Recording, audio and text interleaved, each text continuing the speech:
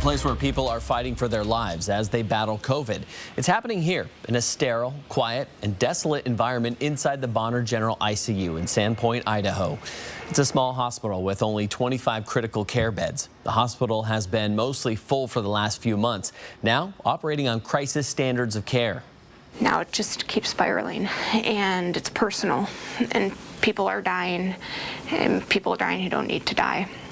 That includes the unvaccinated. Idaho as a whole has the second lowest vaccination rate in the country.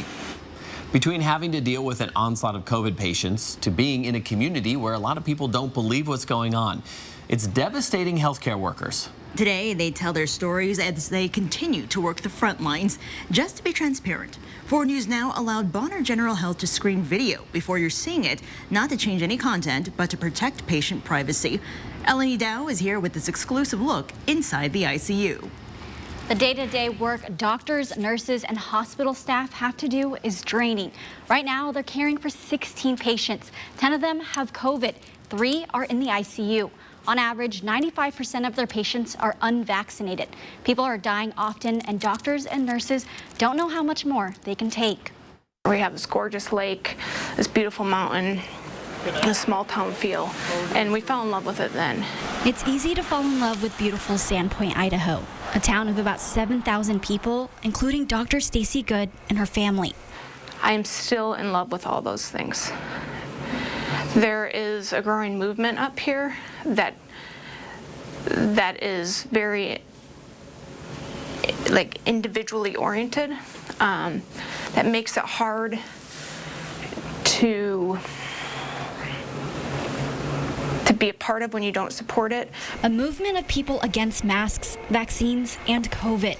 Those people don't often see what's happening inside these hospital walls. To doctors, nurses, their own neighbors. Until today. Up here, it's eerily quiet. It's the sound of people fighting for their lives in the ICU and of those hoping things get better. Everything else is just stripped. I mean, everything else about COVID that we've been dealing with, the political nature of it, the vaccines of it. I mean, when it comes down to it, these are human lives and they're being lost. And we're here trying to fight for them. Good thought the vaccine would turn the tide. For the first time, I felt joy and relief in almost a year. And I felt like there was a light at the end of this tunnel. Having no idea that there was going to be all these things surrounding the vaccine, political things. For months, nurses and doctors have heard everything treating COVID patients, including from those who don't believe in the very virus they're infected with. Dr. Good remembers one patient specifically who said, "Thank goodness I'm getting it, it's just the flu." And she's not here anymore. Hearing these things and still having to treat patients because that's what they swore to do. It's too much. And it's frustrating because then they come seeking my help. And they are, but they didn't want to listen to my expertise before.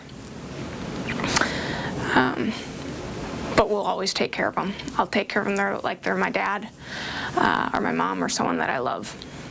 But it doesn't mean it's not frustrating. It doesn't mean it's not difficult. It doesn't mean it's not taxing emotionally and mentally. COVID isn't done with us. People continue to die from this virus every day. Earlier today, we went into Bonner General Health's ICU and 3 beds were full.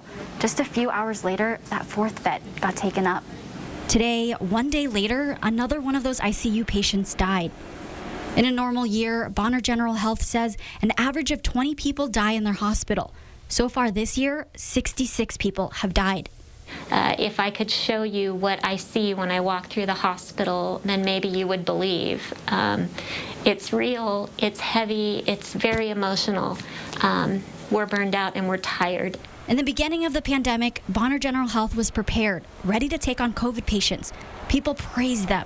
That's not the case anymore. Chief Nursing Officer Tracy Otler says some of her nurses don't feel safe.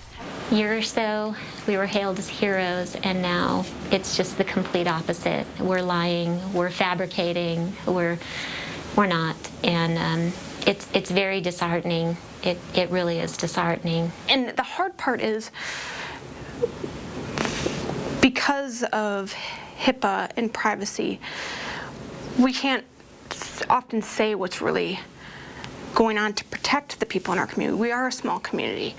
We can't say how we really feel for fear of being threatened up here in a small community. In a community they love, but no longer feel supported in, and are continuously devastated by what's happening within these walls. I don't know that I'll be able to continue being an emergency medicine physician. And I say that with difficulty because I'm a good ER physician.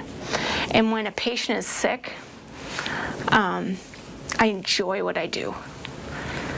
I don't enjoy this. My hope is that the light at the end of the tunnel is not a train and that this stops somehow, somewhere. I just hope that people believe.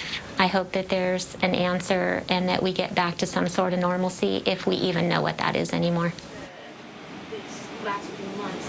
You've probably all seen posts online from people saying that doctors and nurses, they're leaving this profession because of a vaccine mandate. Well, Bonner General Health does not have one. Employees are not required to be vaccinated, and they're still short-staffed because these healthcare workers are exhausted. You know, last month we showed you inside Providence's ICU, a much bigger hospital. Was there a whole bunch of difference? There was not that much difference in there. I mean, things may look a little bit different, but these people are still trying to save lives. These people still feel exhausted. And it's not normal that you get to go inside an ICU and see for yourself. What was that like? For me, I mean, reporting on this for the last year and a half, it's something that, you know, we see on the news and we hear from all these doctors about what they're going through, but to actually see like how quiet it was in there, what it was like, just how it felt, it was unreal, and it just made things even more real for me. Elenee, thank you so much for taking us inside. Yeah.